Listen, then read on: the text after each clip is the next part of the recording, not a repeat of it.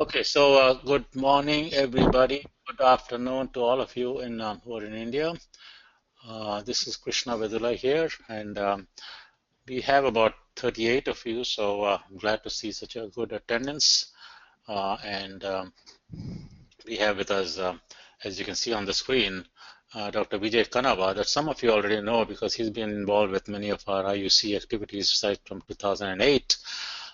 He is a professor at Boston University, and I would say one of the leading experts in project management in the world, because the Project Management Institute has actually entrusted him with the responsibility of developing the global curriculum for project management. And so, without much any ado, I'll let Vijay Kanabat speak for himself, and I will, and then I will turn off my audio, my video, and then after he introduces himself for a minute or two, he will do the same, because that way we'll ensure that none of you has any bandwidth problems. Okay, take it over, Vijay. Yes, thank you. Thank you, Krishna. Thank you for the kind introduction. Good evening, I guess, to all of you there. And I guess for Krishna and me, it is good morning. We have a very nice planned outline of the course, but I also want to use this opportunity to give you a broader perspective of project management and the research that's taking place here from the curriculum perspective. I'll just give you a quick overview of myself here first. And let me, at this point, turn off the web camera and move to the presentation mode here. I've been teaching here in North America for about 35 years. As Krishna said, I'm the chair of the Project Management Curriculum Guidelines Committee. This is a project initiative from Project Management Institute. They recognize that all countries, including developing countries like India and China and Brazil, will benefit substantially from a well-documented curriculum in project management in various disciplines.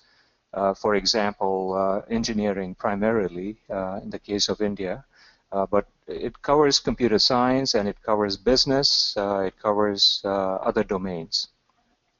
Keeping that in mind, the Project Management Institute created $1 million project to articulate a curriculum guideline that faculty in different programs can consider. So I'll describe the spreadsheet here so that you can see one of the artifacts of the Curriculum Guidelines Committee. Now, Krishna is going to give me a profile of each of you. I'm aware of some of you, some of your experience and your educational background, but I will certainly be happy to read a little bit more about you and get to know you more as the course progresses. So the goal for today is to introduce the curriculum project. I certainly want to describe the architecture using a spreadsheet and how you can adapt this for your courses when you teach a course on project management. And I want to demonstrate the utility of a spreadsheet model which has been defined as a result of the research, and will illustrate how the spreadsheet can be used to customize a curriculum. And most important, I really want to describe the next steps for the project management course. So the bulk of the effort today is to describe the project management course and the workshop that I hope most of you will register in. Today I plan to review the key competencies in a typical PM course and provide a snippet of the term project, or a group project or research project. And depending on the instructor's preference, it's either going to be an individual research paper, or it's going to be a term paper, or most likely, in most cases, it's going to be a group project. So we're going to focus on what my course is going to deliver, leading to the conference in Pune. And as I mentioned in my introduction, I certainly want to describe the project management fundamentals and introduce some of the standards that are in play today.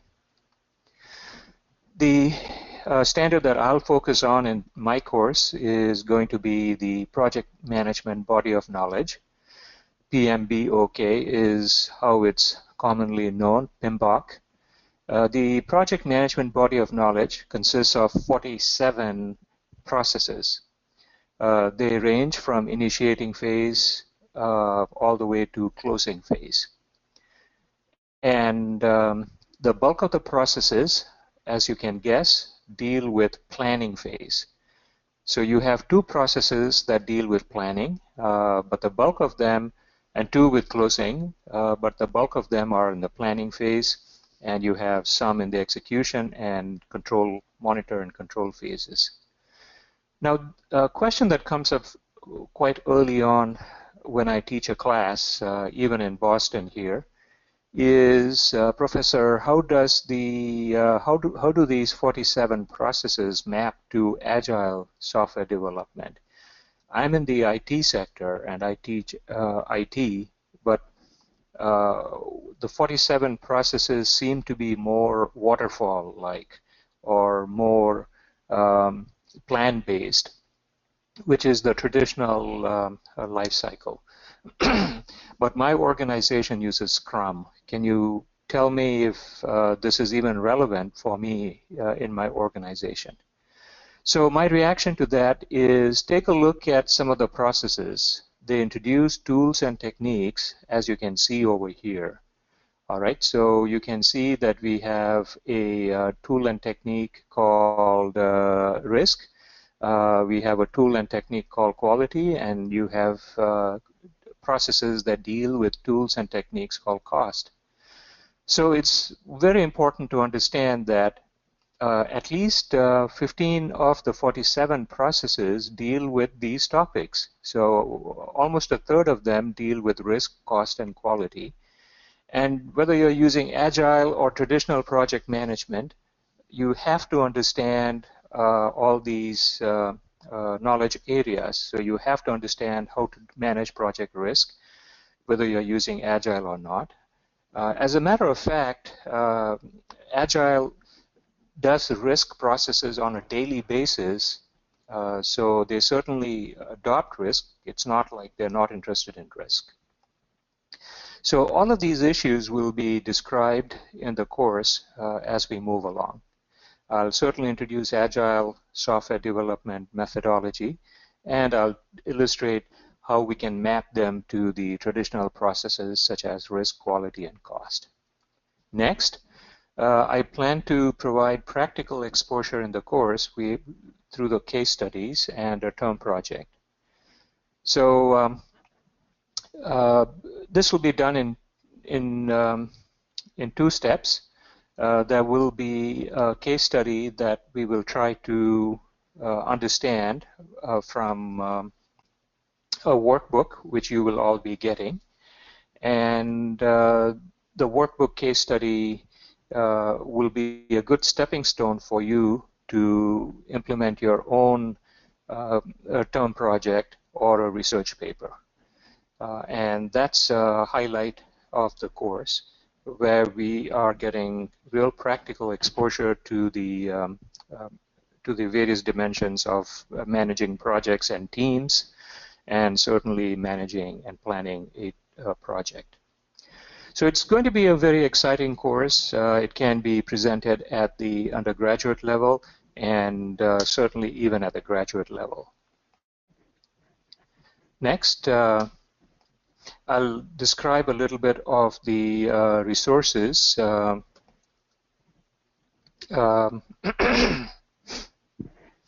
Just give me a second here.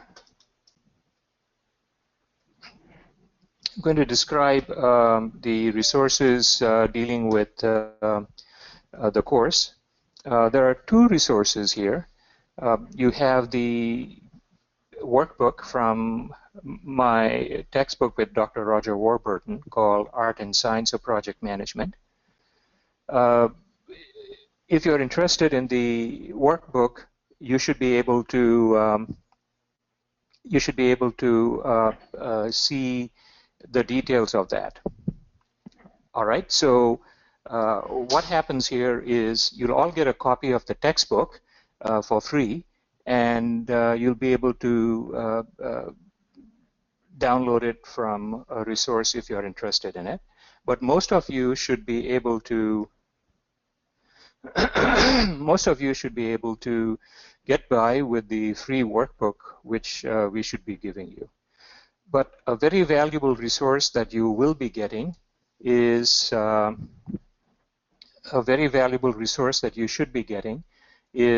free copy of the workbook from Project Management Institute. If you're a faculty member, you can access this. There are some exemplar resources in this PDF document. You should be able to use this to write your term paper or manage your project. Exercises. I'm going to go ahead and describe some of the exercises that we will be doing in this course. And typically, a professor would add and subtract from this list. The project exercises illustrated here are dealing with a graduation party. We call it picnic case study because it's expedient, but it's dealing with a graduation project. Students are graduating, and they are planning a significant graduation party for students, and they may invite faculty and other stakeholders to the graduation party. So the workbook goes through that. There are templates in the workbook, and what we'll be doing is walking you through the project, graduation project. Now, some of you may prefer to use project ideas for your courses, which are more relevant to what you teach. For example, you might be teaching green IT, or you might be teaching, environmental engineering. So you may want to pick a project theme such as sustainable project management or sustainable projects. Some of you in the business may want to use fundraising as a project idea and assign that to students. And the other IT professors may want to use design and development of apps such as iRecycle or BrightNest. Those are all good ideas for the term project for your students, and certainly you may want to consider them for the course that we are presenting here as well.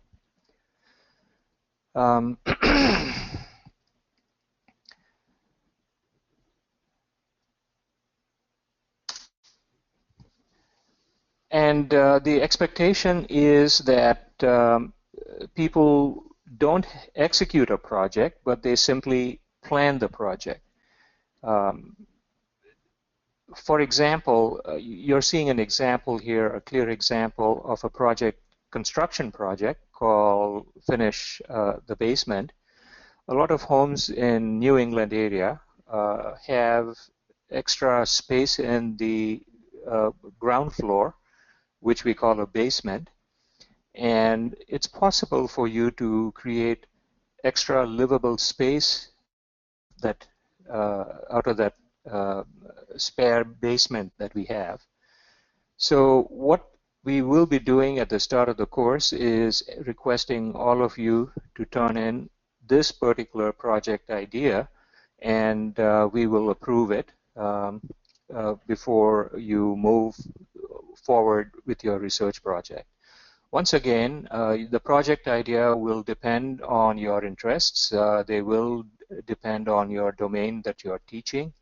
And if you are dealing with a construction project, that would be fine. If you're dealing with software, you would focus on iRecycle, BrightNest, a kind of app development. Either way, it would all depend on the domain and your academic unit where you are teaching. I'll work with Professor Krishna to decide whether we should be forming teams. If there are teams, then basically we will decide how that works. As far as the way we teach here in the US, most of us prefer to organize projects around teams because it gives students an opportunity to understand some of the dynamics such as communication, leadership, stakeholder management, and so forth and so on pretty well. And if there are teams, well, one of the biggest questions we really have is how do we form the teams? What we will be talking about in the first class is using a scoring matrix for identifying a project. Using a scoring matrix, we will select the best project which provides us critical success factors that have been identified and aligned with the organization. So we try to introduce project alignment with the strategy of the organization, and we then ask you to select a project that best, from a portfolio of projects, we will request you to select the best project. So once the best project is selected, typically what happens is the students will adopt that project as the team project. So that's one of the best practice for teaching as well. So what would happen is we have different project proposals. The students would identify critical success factors, and they uniformly come to a conclusion which project from a portfolio of projects should receive the funding to move forward. So I teach that technique, and students really appreciate the core concepts that are presented, which is project identification and project selection for implementation purposes. Another best practice very early on that you'll be learning in the course is creating a project overview statement. And in a project overview statement, you build on the triangle you saw in the previous slide, which gave you a quick overview of the project. Here you'll be describing the project goal in detail. You'll be describing the budget and schedule. You'll also be describing the learning outcomes or success factors for the project. And you'll see an example of this using the graduation party project in my course. Best practice from a teaching perspective is to ask students to clearly identify, using one sentence, all the three things. They have to identify the deliverable. They have to identify the goal of the project, that's the deliverable. They have to identify the budget, and they have to identify the schedule. So can you do that in one sentence? In one sentence, if you're able to identify the goal, the budget, and the schedule, then you have a clear picture of what you're trying to implement. So I'll give the example of the construction project. In the construction project, you could very clearly describe that the goal of the project is to complete the basement, the construction of the basement of a home within a budget of $35,000 by December 31st. So you have all the three constraints in there: the budget, the schedule, and the deliverable.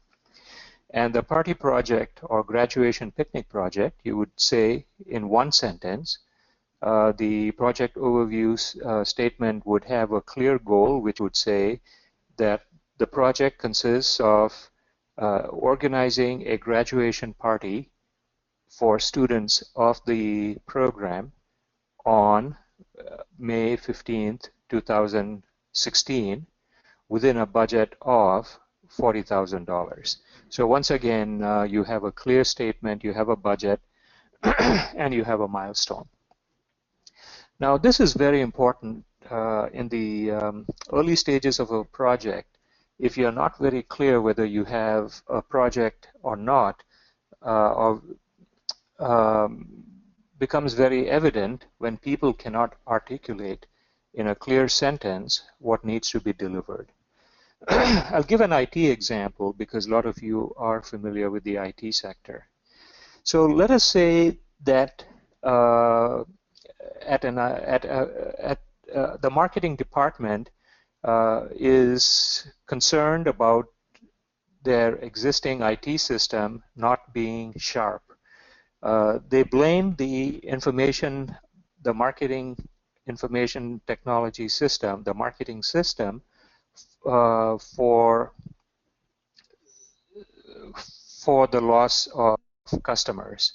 They believe that if they get a new marketing system, they will be able to implement that in a manner that might lead to more customer growth and profit.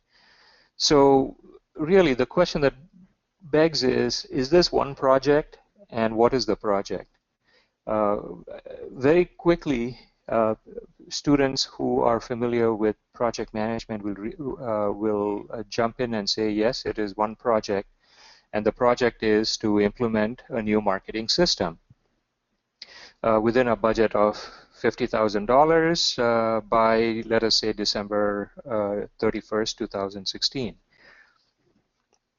But that's a wrong answer. It's not one system. It's really two projects. It's not one project, but two projects. So best practice, you should clearly spend some time and think a little bit. Is it one project or two projects? The marketing system does not do a good job. So the question is, they want a new system. The senior management agrees they're willing to fund a new system. Well, from my experience as a practitioner, I can tell you one thing, that if you try to manage this as one project, you may have issues with project scheduling, and you may not finish your project on time. And the reason for that is a substantial amount of effort is going to be spent in identifying the new system, whatever the new system is. So requirements, specification of the new system itself is a project. And once that has been approved and budgeted and and it goes through a stage gate, you will then go ahead and implement the second project, which is implementation of the marketing system. So really there are two projects. It's not one project. And even the best project managers fail to recognize that. They treat it as one project when in reality it is two projects. The first project is the requirement specification or identification of the requirements of the marketing system. And then the second project is implementation. So you're really splitting it up into two projects, doing an estimation precisely on the basis of the specs you got from the first project, and then proceeding with implementation of the second project. Now, this brings me to one of my other key areas of strengths that I have in my research over the past 20 years is cost estimation. A lot of projects go wrong on the budget part. And the real reason they go wrong on the budget part is because they haven't specified the project very clearly. So if you split your project like I've introduced here, where you split up your project into 2 sub-projects, if you wish to call them sub-projects, and implement them in that particular manner, the chances of success are much higher. All right, so that's a lot of introduction on how we plan to introduce project management. You can see that we focus on the organizational goals. We show you how you have to align your projects with the goal of the organization. And then I've described how you would use a project selection approach, scoring matrix. And finally, I described how you have to spend time breaking down your project overview statement into multiple project overview statements.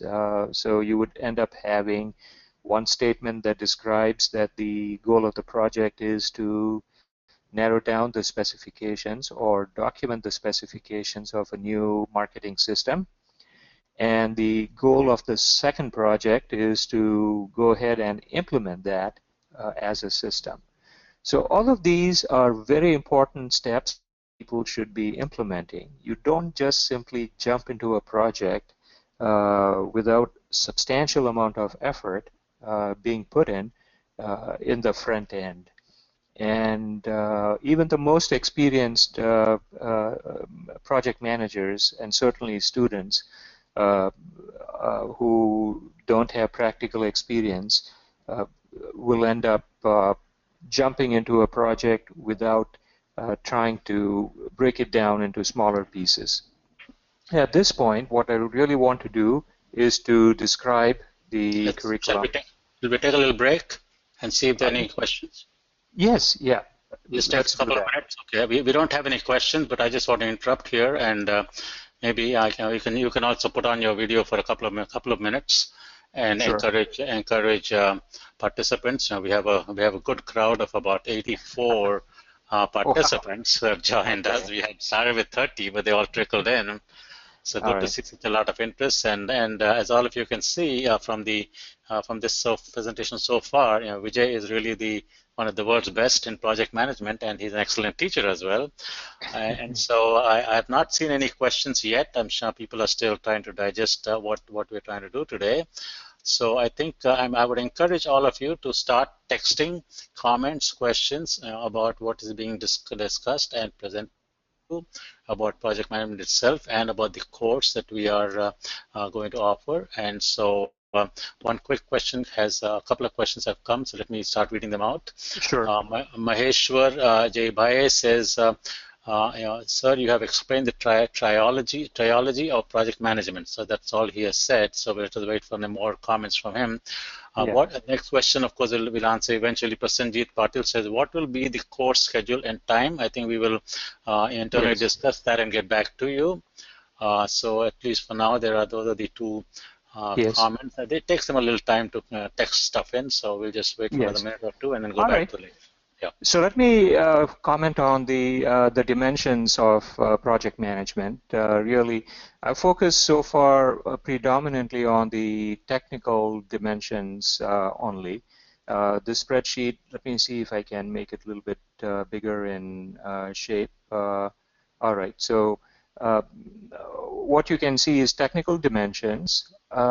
Unfortunately, we don't have the ability today to go too much into the behavioral dimensions of project management.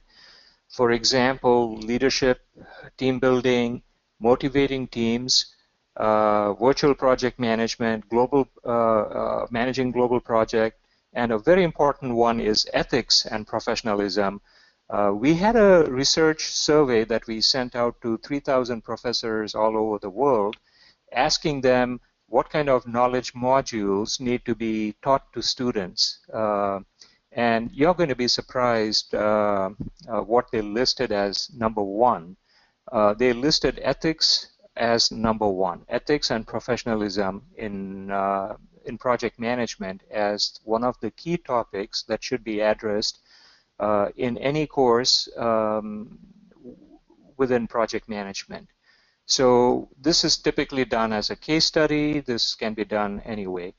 And I think that's a really, that's a really important topic. And recently I was talking with my students about what happened with Volkswagen. You may be aware of how they tried to fudge the emission system of the Volkswagen automobile so that it would pass the U.S. emissions law for emission standards, and they really were cheating. And the discussion was, here you have a multi-billion-dollar company that is suffering simply because of some failure in ethics and professionalism, all the way from senior management down to the programmer who wrote that system. Eventually, there was a group of people who were programmers who wrote the system that was responsible for this error. So anyway, you have to focus on the softer skills, and the third dimension in the trilogy is the strategic knowledge. You have to know about agile, you have to know about the governance of projects, you have to know about supply chain. Eventually, the quality of the project would depend on supply chain. So we'll talk a little bit about this, but I'll go back to Krishna. Yeah, okay. Just we'll get back to the main thing in just a couple of minutes. Vishwanath says how the NBA graduate attribute project management finance can be attained, and I think that's something that we will go through in the course. And I'm sure everything that covered in the course is relevant to the NBA graduate attributes, as we have mentioned earlier. That's one of the 11 attributes of the NBA accreditation system. Samir Ruhadia says, as per your email, the course on project management will start from November. Please do not keep the webinar during Diwali break. I think that's a good point. So we will try to keep that in mind. Jyoti Bali says, evaluating team members individually is a challenge for staff coordinator. What can be the strategy? And I'm sure you will address that. So I will close the questions for now and let you also turn off your video and go back to your presentation. All right. Thank you.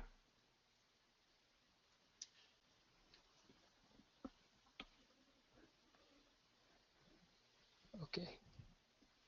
All right. So really good questions, and I think we need to continue here to give you a broader picture of where the course is going next.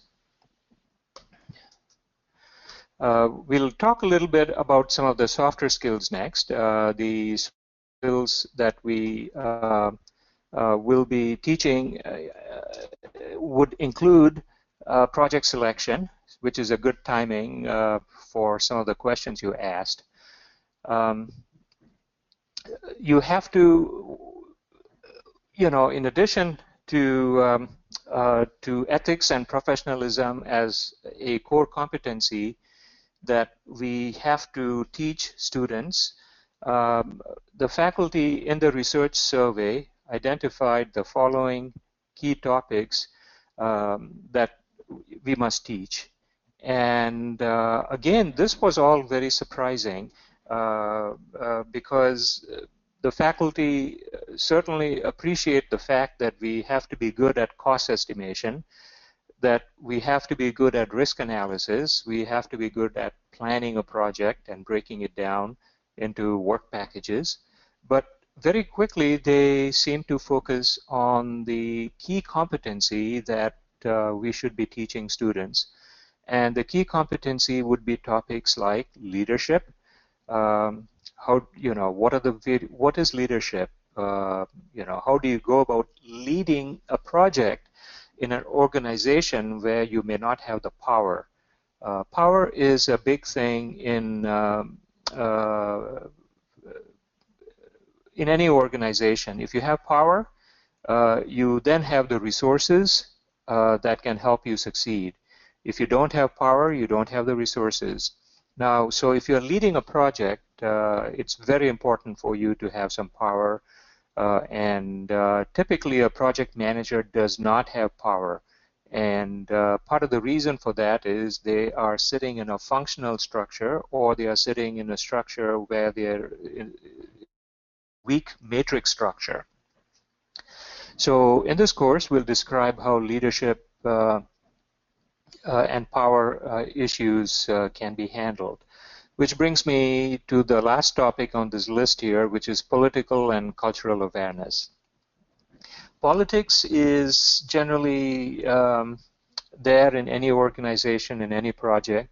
Politics happens because the resources are limited and everyone wants the same resources. Politics would happen because of the personality of individuals, and certainly cultural awareness issues and miscommunication within that particular background. But we'll talk briefly about the importance of politics within a project as well. So that's a very important topic. We'll have some quick discussion on that. Team building, your students are taught the various stages of building a team, which is forming, storming, norming, performing, before you adjourn the project. Motivation is the heart and soul of project management. You have to understand how to motivate teams, how to motivate all the key people that are part of your project team. If you do not have skills in the motivation area, your project is most likely going to suffer a little bit. I've already talked about communication. It's 90% of what happens in a project. So from a project manager's role, 90% of the project manager's role is spent on communication, and I'm going to emphasize that in the course. And really, negotiating, influencing, politics, decision-making, they all go hand in hand. So we will be teaching you in the course the soft skills such as what you see here, and I'll describe that in a spreadsheet as well. Okay, so you'll get a chance to see that in the spreadsheet. Also, early on, I really enjoy teaching students this particular constraint trade-off matrix.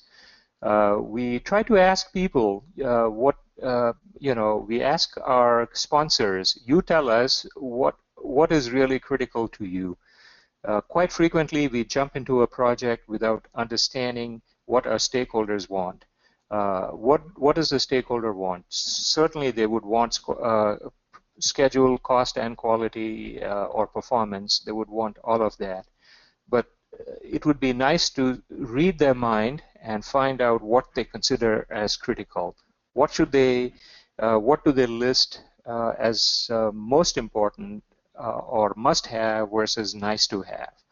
So I'll be describing this trade-off matrix in the course as well. And really what you have to do is a tic-tac-toe. It's you put an X in one of the columns. So by putting an X in one of the columns, you'll understand the constraints. All right, so we don't have time to do the case study here, so we'll move to one of the next objectives. Organizations, the organizational structure is very important. So certainly the project team structure consists of executive level, which is the project sponsor, steering committees, the project PMO, which is the project management office, or sometimes portfolio management office, manager or director. All of these people may be involved in a project. So we will describe a little bit of the organizational structure in the course, OPM, is what we will be talking about within this context. And we'll describe the role of all of these people in there. So the role of project manager, role of project team, and the role of stakeholders. So talking of stakeholders, you'll have to identify them very early on. The sooner you identify the stakeholders, the better. When you have a project charter, that gives you an opportunity to identify the stakeholders. So the first assignment that you'll be doing is implementing a charter for your particular case study. And once again, you have a workbook, you have an example, and then you have a blank template. So you have an example of a charter, and you will all receive a blank template where you'll get a chance to complete the charter. And the charter gives you the opportunity to clearly identify, using one sentence, what the goal is, what the budget is, and what the deliverable is. In the charter, you want to identify the stakeholders. Stakeholders who can influence your project. Typically, the stakeholders are internal stakeholders during the initiation phase of the project, but this list will expand once the project gets the green light and is funded. The internal stakeholders are typically other line managers who might be impacted by the project. And what you will be doing is classifying the stakeholders by power and their interest in the outcome of the project. So this will be your second assignment, where you will try to tell us which stakeholder has high power and high interest in the outcome of the project, and which stakeholder has high power but really does not care about the project. They have no interest in the outcome of the project. If the project succeeds, they are happy. If it stumbles, they don't really care. It does not impact them. And then there would be people who are low power and low interest. These stakeholders really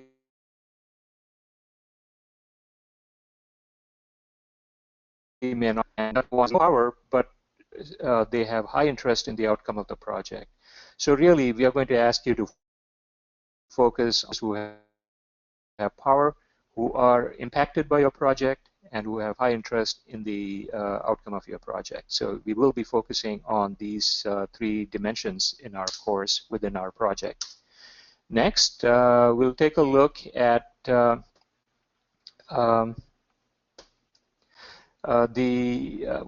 outcome.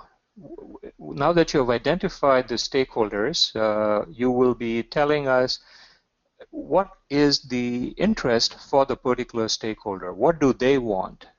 You have to communicate and identify what they really want, especially if they are in the first top quadrant, where they have high interest in the outcome of the project and a lot of power, political power and organizational power.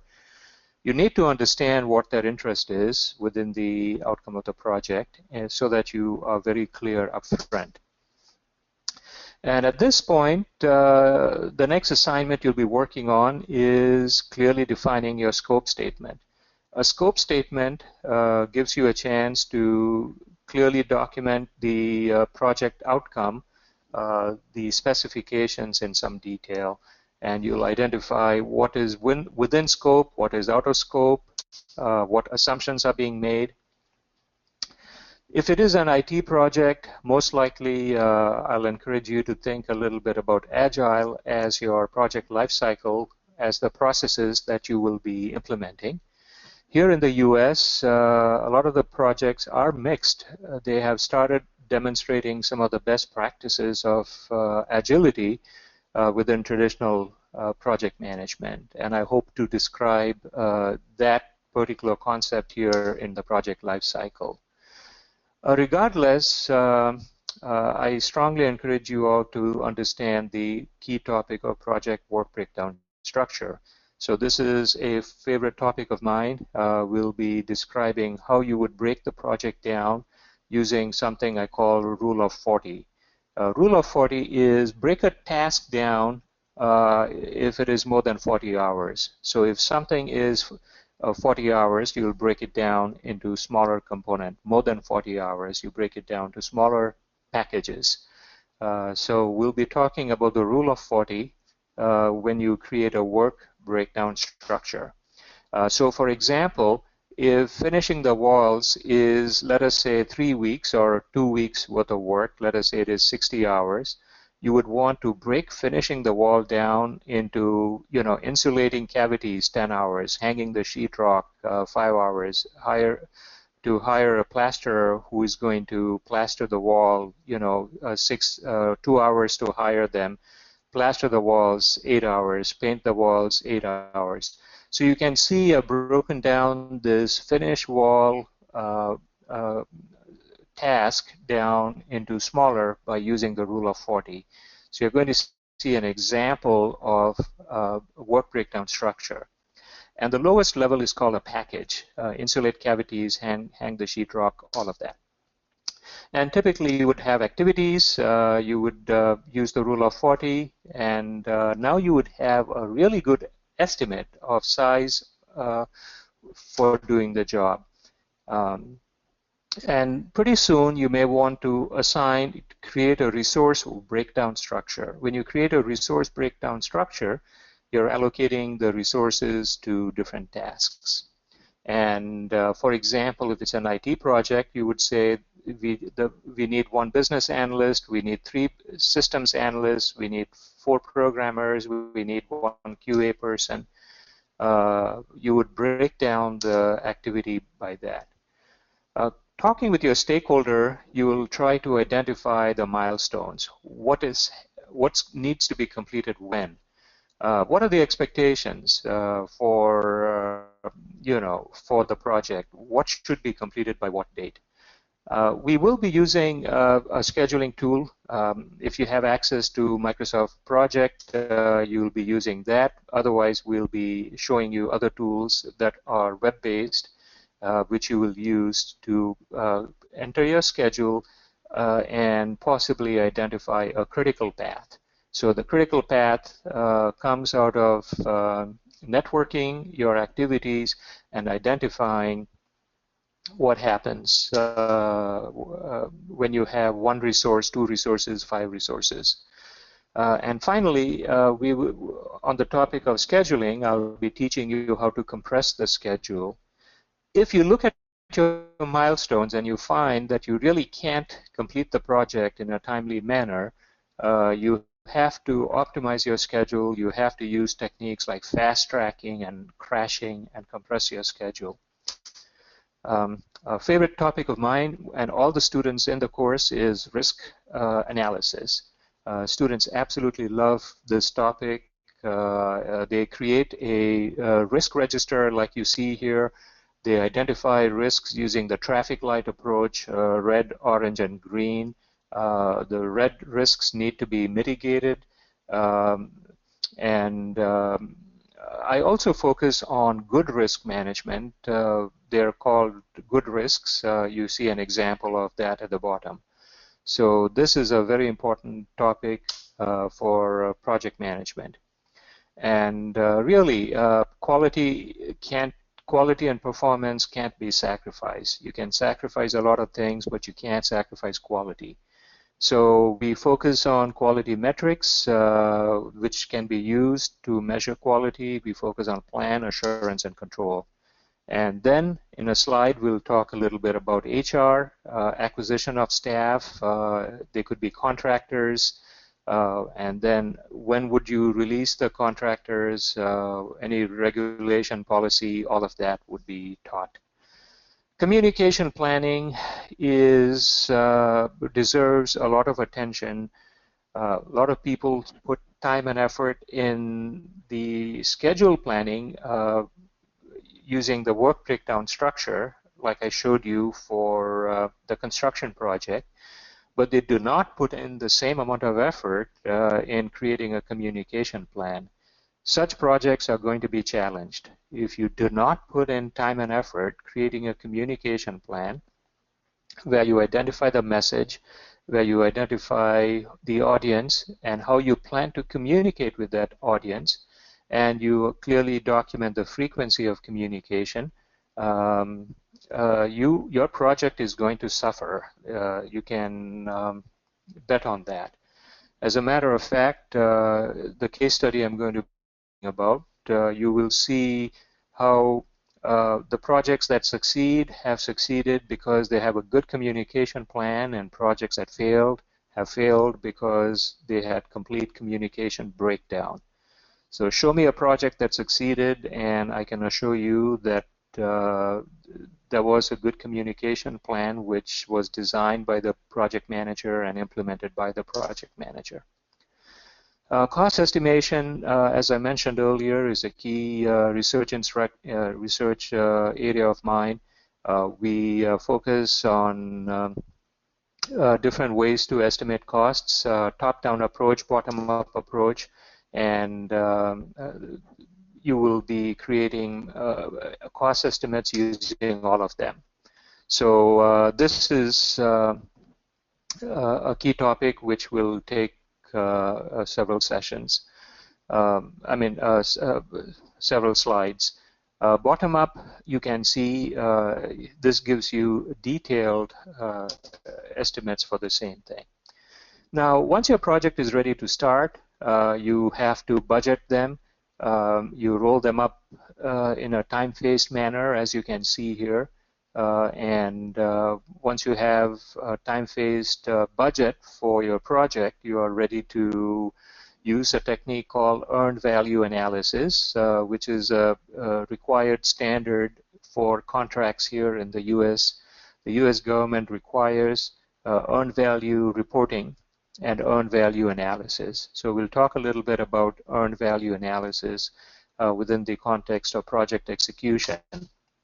Certainly within earned value, we will be spending time talking about actual cost, planned value or cost, and then earned value. So you'll be learning cost variance, schedule variance, and all of those. I will wrap my course up with change control. Every project has changes, and we will talk a little bit about changes within the context of the project. Changes that happen and how do you control them. Example of the changes could be that a resource has dropped out, scope has increased, bad weather has prevented us from starting a particular task on time. So we will be talking about change control, dealing with execution phase of a project. Finally, the most important process in project management is trying to find out what worked, what did not work, and if you happen to do a comparable project in the future, what are the lessons that we need to take forward to the next project. So basically, project closing is a key competency for a project manager, and you will be implementing a template for project closing, clearly identifying what worked, what did not work, and the lessons for the next project. Research is very important. Simply writing a project paper, project schedule is not adequate. A sound research paper should be should have substantial amount of references. They should have a very strong focus on the research part as it pertains to risk analysis or cost or scheduling or quality. Eventually, a key competency is a presentation. You will be presenting to project sponsors, the people who have given you money. You have to present them. Your presentation should be compelling, and they should be excited with your project right from the proposal phase all the way to the conclusion phase, so that they believe you have done an outstanding job and that you have succeeded. So presentation is a key competency for a project manager. All right. So before I wrap up, I want to show you the spreadsheet that all of the professors will be getting. The spreadsheet is pretty comprehensive. You'll get a chance to pick and choose the topics that you should be teaching. You can see here's an example of that. The spreadsheets are all aligned to learning outcomes. So, for example, if you want to teach project selection as a learning outcome, you would say yes. If you plan not to teach that, you would say no. And you can see the topics that are tied with this is here. All of these have come out of the curriculum framework project that this is the PMI project where we are working.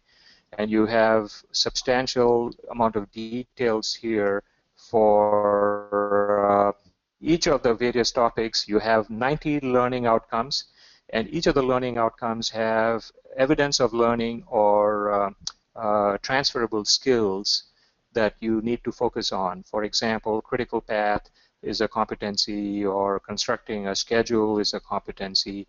Then you have similarly for soft skills, you have the learning outcomes for soft skills. They could be planning, distributing, managing project communications. You have evidence of learning. Can the student create a communication plan like I showed you? So we'll be focusing on this spreadsheet, and this spreadsheet gives you a chance at the end of the course to customize your own curriculum, and you will get a chance to tell us what your curriculum should look like on the basis of the learning outcomes and the evidence of student learning or transferable skills you have identified and the key topics you have selected for teaching your own particular course. All right, so that's where we are. Thank you, Great. Krishna. Yeah, let's take 5 minutes for question answers and then finish up, okay? Sure. Okay, we have a few questions and maybe one or two others will come.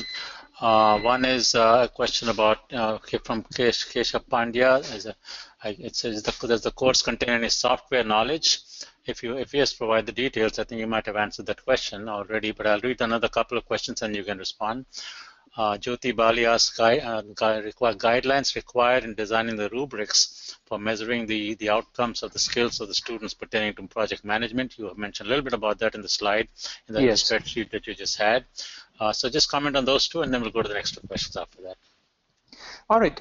Software, what we do is our students have access to DreamSpark. DreamSpark is Microsoft's license to give students access to any software. A lot of universities have DreamSpark. So I will be teaching Microsoft Project as well and introducing that. But if you don't have that, I'll be describing other software packages which have 20-day licenses or 30-day licenses, so that you get a flavor of. These are all topics that we plan to cover. Yes.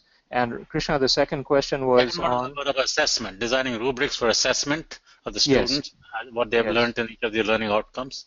Yeah. Yes, I started describing that the rubric for assessment. So if you look at the rubric here, can the student understand communication practices, formal, verbal, informal, written, all of that? So I have a rubric for student learning and assessment. And the PDF that you will be getting is having a rubric for assessment as well. So we have put in effort to identify a rubric for assessment, and that will be used in the course and introduced in the course and illustrated in the course within the context of the term paper as well. Okay, great. And then the couple of other things, I think one from Krishna Kedar, Gumaste, one that requires a little more time, which we don't have. He just wants some clarity between project and a portfolio and a program, which we won't have time for. But he wants us sharing the handouts of the presentation before in the course. Right? I think he's talking about providing course material before the actual lecture. I think that will probably be, factoring that in. And then we have one person, Professor Tulsi, said the course is kind of exciting. Another one says, can I get a PPT? We have a recording of these things. We will not send you the PPTs, but we'll send you the recording. Click link so you can see the whole webinar for today. Then Muhammad Ali Kadampur says, we hear terms like media project and capstone project, etc. Will you please throw some light on these? What are these projects? I'm sure you will, but that last comment from you, 1 minute or two, and then we'll say goodbye.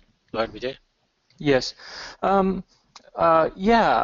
It is probably, from the perspective of the Indian subcontinent, I think the future lies to a great degree in execution of identification of appropriate projects first that are strategically aligned, and then execution of projects is going to be very important. We are going to see this particular topic come into play both as a standalone course, and also, even if you plan not to teach a course on project management, the topics that you will see here, that we identify here in our course, ranging from ethics and professionalism to managing global projects or strategic project management, all the way to simple topics like managing quality, estimating costs, finance and cost budgeting, or business analysis. All of these topics can be embedded in any existing curriculum. So you have the opportunity to put these topics into any existing course you're teaching, starting from right now, and strengthen the quality of your course. All of these will give your students an advantage in the marketplace. The first question that anyone in the US gets when they apply for a job is really, do you know how to work in teams? Do you have the capability to lead a project? So technical knowledge is good, but eventually at the end of the day, they really want to know if you can manage a team, manage a project, show leadership on something, work with stakeholders, influence stakeholders. All of these topics are very important, and you'll get a chance to see bits and pieces of that. So if it's not a standalone course you're implementing, I'm sure you will benefit from implementation of some of the knowledge modules that we have identified for you. Thank you, Professor Kanaba. This is excellent. I think we all enjoyed it. And for the participants here, we just want to assure you that we'll have a link to this recording within a couple of days, but we would need from you, if you're interested in participating in the course, as soon as possible. We need to confirm who will be participating in the course, and sometime within a week or 10 days, we'll send you all